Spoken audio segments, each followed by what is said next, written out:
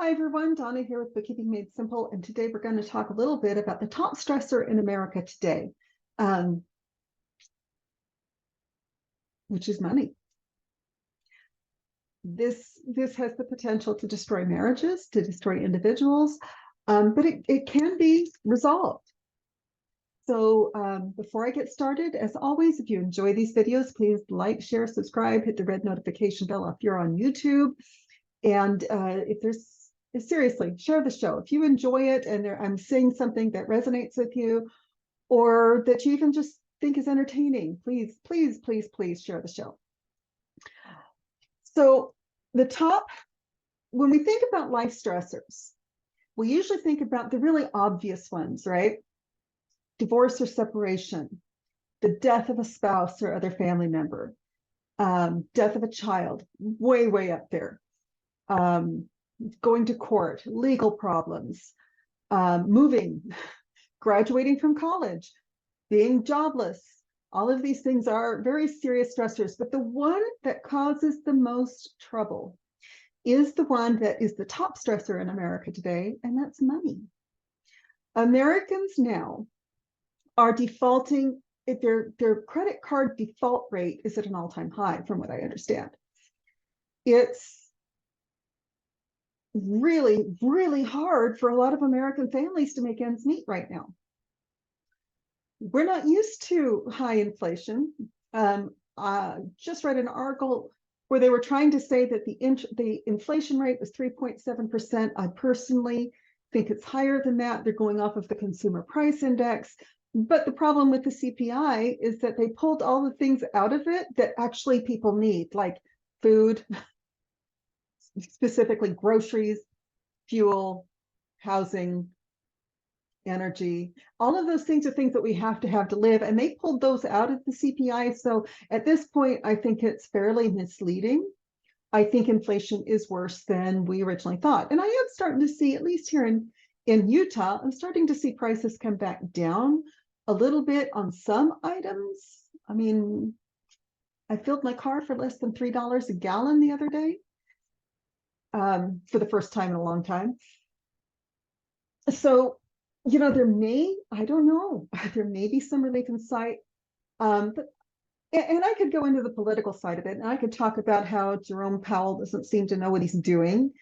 I don't think he's a very good chairman of the Fed. I think he's throwing spaghetti at the wall and hoping something sticks, basically. But I don't want to go down that particular rabbit hole. What I do want to talk about, though, is something that you and I can control about money. Let's begin with why it's a massive stressor. When you don't have money to pay your bills, then you run the risk of losing your car if it's financed, your home if it's financed, of being evicted if you can't meet your rent payments, or being foreclosed on if you have a mortgage. And that becomes extremely stressful. And I understand this stress because I've spent most of my life as a single mother.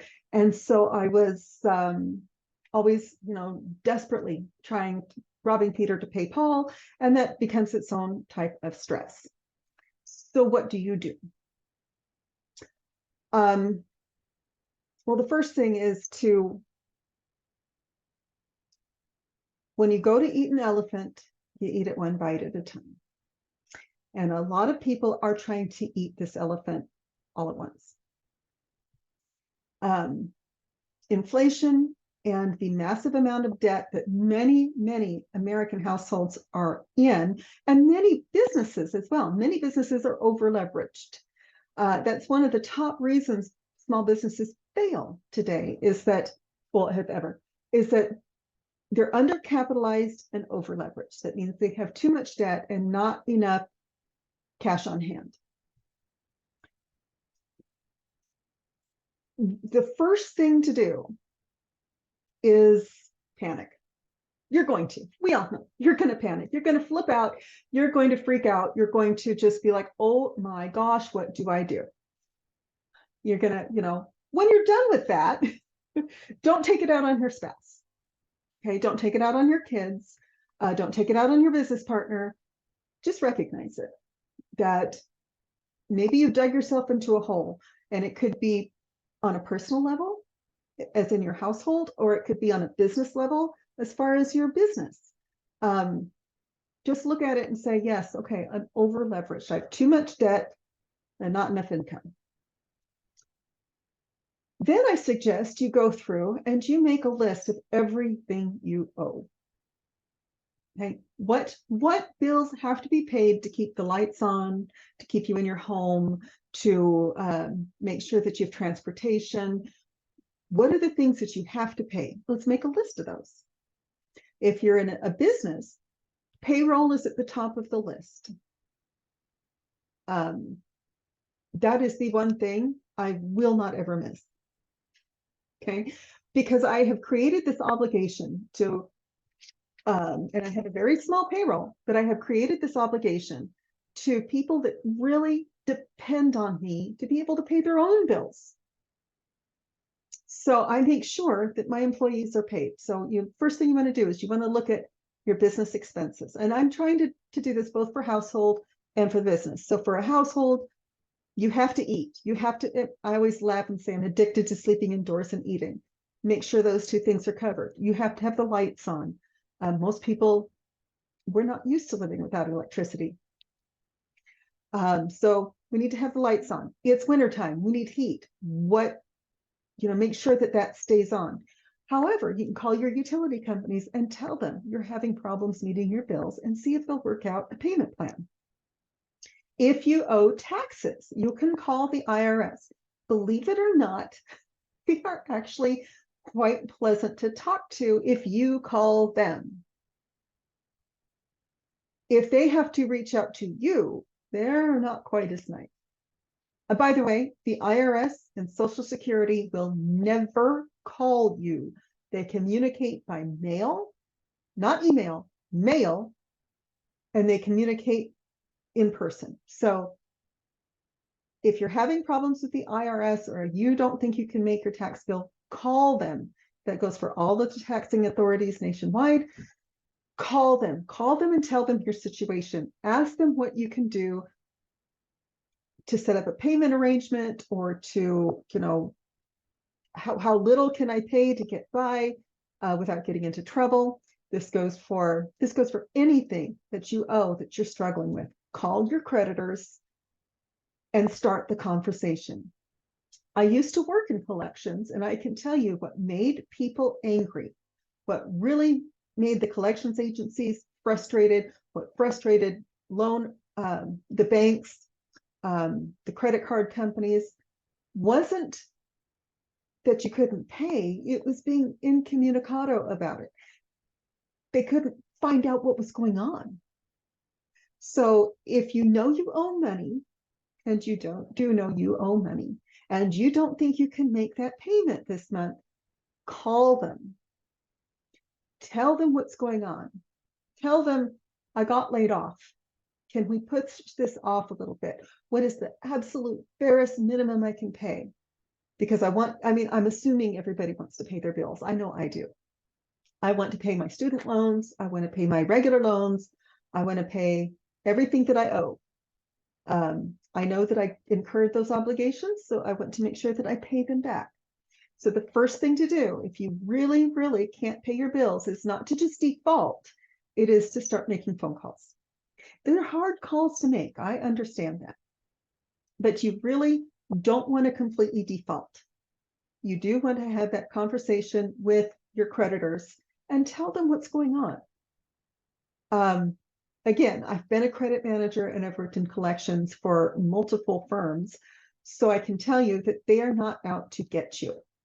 What they want you to do, and they do have policies that they have to abide by. But the very first thing to do is to tell them what's going on. That's going to influence the way they treat you later. Okay, so if you already know that you're not going to be able to make your credit card payment, call your credit card company and say, I'm having a cash crisis. They may be able to forgive a month. They may be able to let you skip a payment. Sometimes that happens, especially this time of year where it's Christmas is coming up. Thanksgiving is next week. So they may let you skip a payment. You don't know until you ask. The next thing I want you to do is I want you to make a list of everything you owe. So you start with the obligations that you have that are just non-negotiable, right? So sleeping indoors and eating, transportation, and energy for households. For businesses, it's going to be payroll taxes. You may, and just make a list. Look at your financial reports. Talk to your accountant if you have one, and start making a list of especially your liabilities. So those are your credit cards. If you're using credit cards to finance your business, and a lot of people do, or if you have loans, or if you took out an SBA loan, if you have an EIDL loan that you're paying back, if you took out PPP that you didn't get forgiveness for, start making a list of all of these obligations that you have. And then I recommend, there's two ways of really approaching this. The two most popular ways are the snowball method. And then there's another way where you start with the highest interest rate first. So the snowball method starts with the smallest balance first. So if you have 5 credit cards, and one of them has a $500 balance, and the next one has a $700 balance, and the next one has a $5,000 balance, and the other one has a $10,000 balance, you're going to start with the smallest one first. So you pay off your $500 credit card. And these are just examples. You may have more, you may have less, you may have no credit cards at all.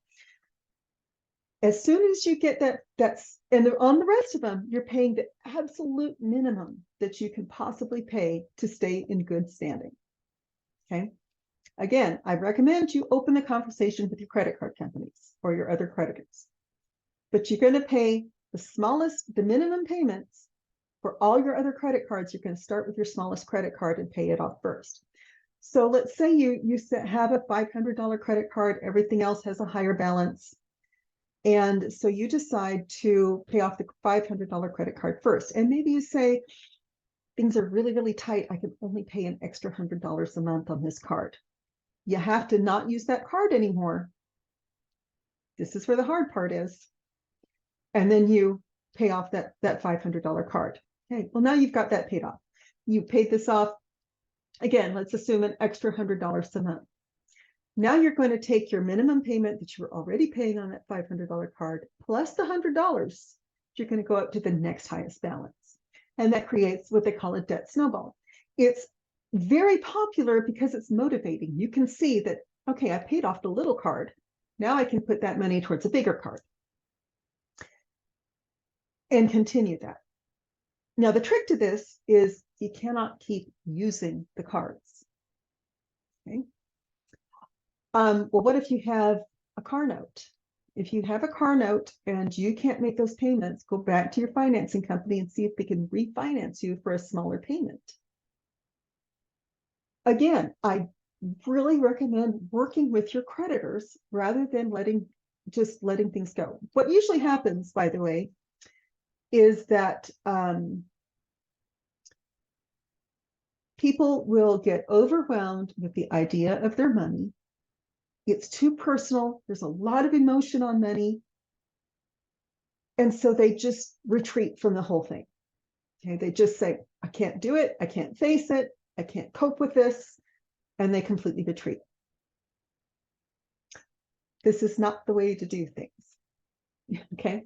Now, what if you're in a marriage or committed relationship, or you have a partner or shareholders in your business that have a say in what gets paid off? In that case, I suggest you sit down with them, show them what the actual situation is. This is more common, I think, with younger generations than it was. My parents, my mom handled the money, and a lot of older couples are like that, where one spouse handles the money and the other spouse really has no idea what's going on until something happens, and then they have to figure it out. Or another common thing is that couples have their finances separate. And that's kind of a mixed blessing. I would say you should have yours, your partner's, and your shared bills.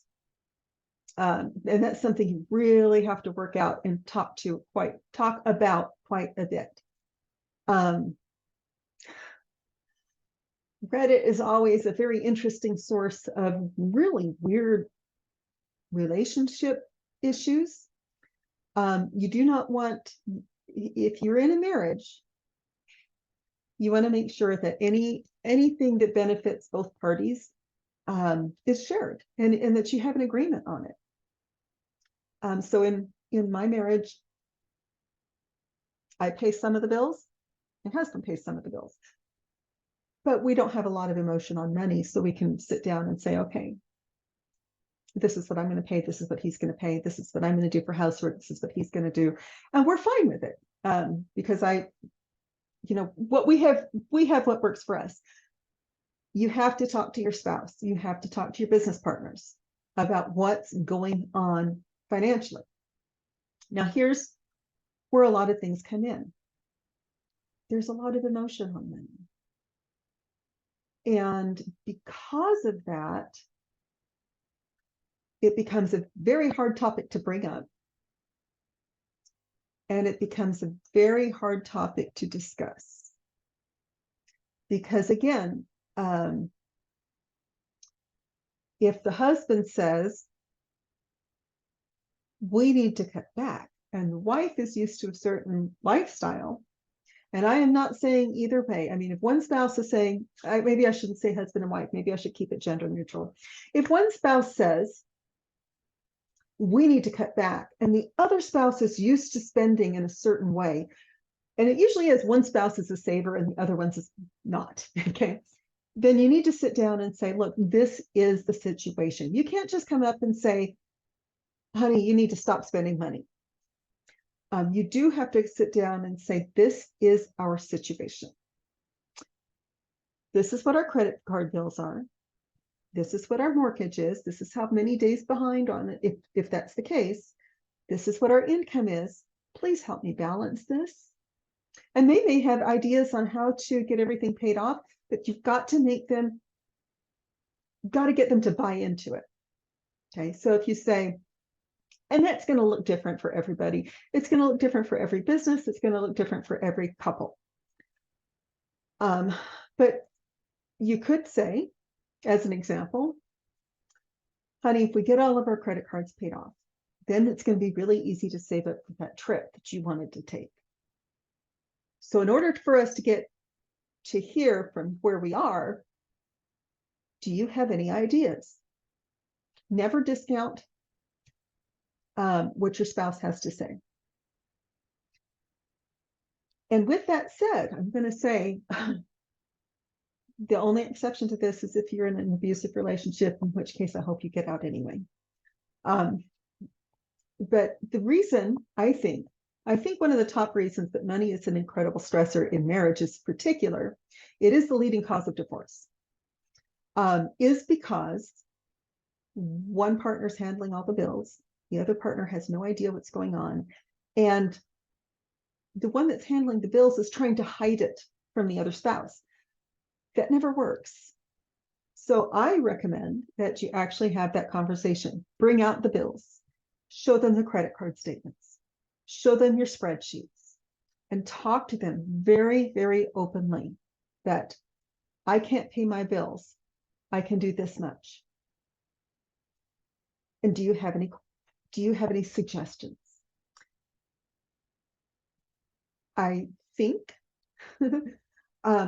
as long as you're open and transparent, your spouse or your business partner might surprise you with some of the things that they come up with.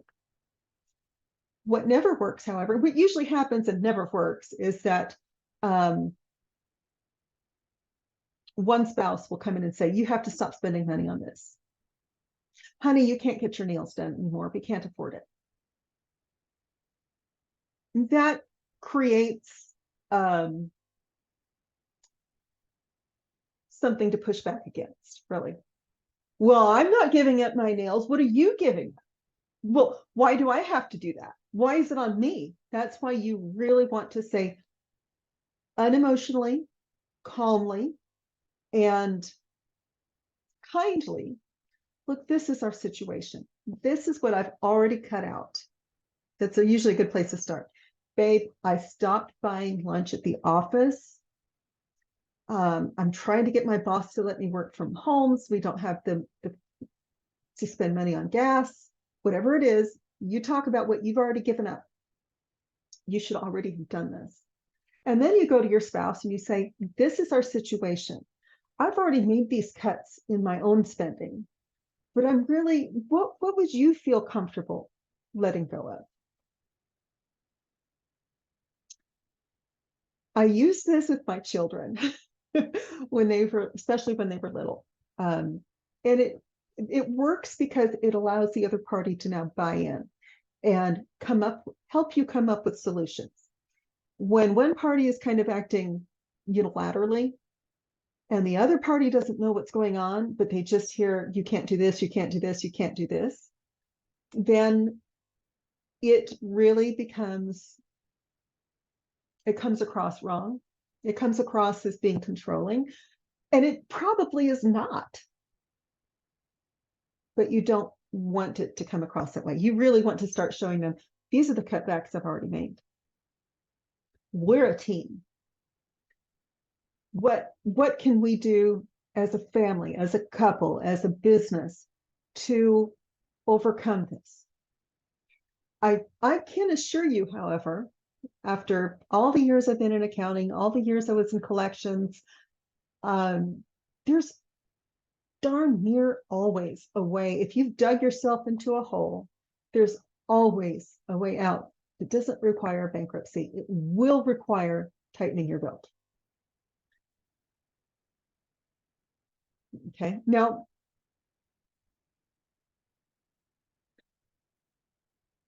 and I encourage you to use this. It will take a lot of planning. It will take a lot of cutting back, and it will take a lot of communicating with all the other relevant parties, all of the stakeholders. But I do firmly believe that if you can get yourself into a hole, you should be able to get yourself out. Now, I'm kind of teaching the Dave Ramsey approach, sort of, because my thing is very first thing, communicate, and then start cutting back. And the first thing to do if you have a lot of credit card debt and you think you're going to have to default on your credit cards is to stop using them. Take them out of your wallet, put them away. You don't have to cut them up. You might want them for later when the cost of money isn't so high, when there's more capital floating around, when you can increase your income, because this channel is geared to business owners. So as a business owner, you might be able to increase your income, but you might have to cut back on certain expenses. And you're the only one that can decide which ones. If you're a couple, you need to put the credit cards away. You should be able to make any discretionary spending that you had been putting on credit cards stop, and you might want to reconsider whether or not it's a good idea to continue that expense. But again, communicate with everyone that's affected. So again, spouses, children, parents, if they live with you, anyone that's going to be affected by your financial decisions, you really need to bring them in. I have heard about husbands, in particular husbands like to fix things. Men like to fix things. That is what they like to do. And so they tend to they want to protect their wife. And I'm speaking specifically about heterosexual couples because it's the only kind I have personal experience with. Husbands tend to want to protect their wives from stress. The catch is, if you don't tell your spouse what's going on in your family finances, they can't make those cutbacks. They're going to keep spending the way they've been spending. But if you communicate them honestly and transparently, now you have an extra set of eyes. You have an extra brain. Two heads are better than one, as they say. And so your spouse may come up with some really creative ways that she may say, I don't want to cut back on anything, but what if we did this to bring more money in? Could we try that? Or she could say, yeah, I'll go ahead and cut back, but I can see where there's still some gaps. I could do this. I could do this. And this is what my parents, by the way, have always done. When we moved away from Seattle to rural Western Kentucky, My mom had not had an outside job. This was, early 80s. My mom hadn't had to work outside the home. It wasn't common for women to work outside the home at that time. But when things got tight financially, she sat down with Dad and said, this is our situation. And they came up with solutions. One of the solutions, my dad was an Army reservist. So he said, I'll go on active duty for a while. And he would start volunteering for longer tours of duty so that they could bring the income in. Mom, on the other hand, started looking for work. She hadn't had an income prior to that. She hadn't needed it. It wasn't common, that generation. They're part of the silent generation, both born during World War II. And so they both sat down and they started coming up with solutions. Okay. We were poor and I had no idea. I'm the oldest. I had no idea that we were that poor until I became an adult and my parents told me how bad it was. That is the example that I really try to use. And it took a lot of really heart-to-heart talks. They kept most of this from us kids. So they did things like they didn't turn off the cable because they had a bunch of kids. But they did find other things that they could cut back on. And they did figure out, where they needed help, where they needed more income, how much more income did they need. And they worked it out with the two of them so that we kids still had no idea what our financial situation was. But both Mom and Dad knew, and they were able to come up with some solutions because there was both of them working together on the same problem. What I see a lot is that we have one spouse that is gung-ho to get out of debt, and the other spouse has no idea what the situation is, and they just see it as a control issue. So they're not on board. But if you get your spouse on board and you start acting as a team, and again, this goes for businesses just as much. If you get your business partners on board and you act as a team, and it's not just you saying, well, we're going to have to start printing on both sides of the paper because we're just so broke. And then your business partner's going, yeah, but you just renovated your office.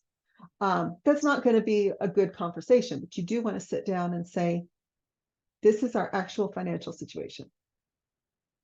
And if you don't know what your actual financial situation is, it's a really good time to find out. This is where the spreadsheets and stuff come in. Sit down and say, look, we owe this much in credit cards. We owe this much on the mortgage. We owe this much on the cars. The car payments are this high. We're paying this much in groceries. Please help me both figure out where we can cut back and help me figure out where we can bring in more income. And that is the solution to the money problems.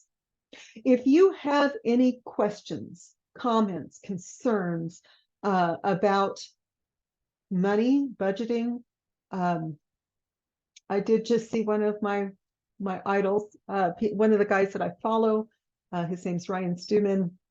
He's also known as the Hardcore Closer and he has a wonderful mastermind that I cannot wait to join. He says he's never made a budget. He just posted this on Facebook, and I'll include the link to his profile. He says he's never made a budget and he just buckled down and made enough money to make that work. That's great for him, and I think that's great. He's building an empire, but not everybody is able to do that. Also, the other catch with money is, like I said, there's a lot of emotional attachment to it. So in my case, I want to be in control of the money all the time, because my first marriage, this was back before the internet, so everything was paid by paper check. My husband would get paid. I was a stay-at-home mom. My husband would get paid, and I would write the checks for all the bills. Okay, and I put them in the mail. Because that's just what you did then. But in order for him to exert control over me, he would go out, and because he was young and dumb and not making very good decisions, he'd never lived on his own before. His mother had always bailed him out. So he didn't know what to do. He would go out and he would spend his whole paycheck while those checks were in transit. And I would tell him, okay, so now I want, because, and then I had to field all the calls about the bounce checks. This is why it's so important to speak openly to your spouse, because I have a lot of control issues pertaining to my money, because of that relationship, because that made me feel like I couldn't trust anyone to, with money. I just couldn't trust anyone with money. I know people who have had a lot of money embezzled from them, and so they have trust issues when it comes to money. There's a lot of emotion that's wrapped up in money, because this is really, we use money as a medium of exchange. So that means that I've worked hard for this. This is something that I got because of my labor. Hopefully because of some of your investments too, but I got this because of my labor, and I want to safeguard that, because nobody wants to be homeless, nobody wants to be carless, nobody wants to go hungry. And so people gets a lot, they use money as a control, let me back up.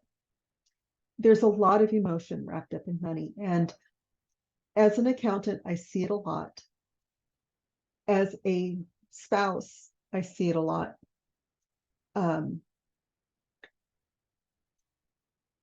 As a former spouse, I can tell you that was a contributing factor to divorces. So, bottom line, summary of everything: communicate with everybody involved and be honest, transparent, and willing to make those changes yourself. Don't ask anyone. This is one of the leadership things that I've always been told. My dad has taught it to me. I've heard it from multiple leaders. Never ask someone to do something that you're not willing to do yourself. So if you are in a bad financial situation, but you're spending $20 a day on lunch at the office, or you have a gambling habit or an alcohol habit or anything like that, where it should be pretty easy to cut that back, but you're not willing to cut back, then don't be surprised if your spouse or business partner is not willing to make cuts either. If you want to take a leadership role, you never ask someone to do something you're not willing to do yourself. And with that, I'm going to go ahead and end. You guys have a wonderful day, and I'm looking forward to talking to you again soon.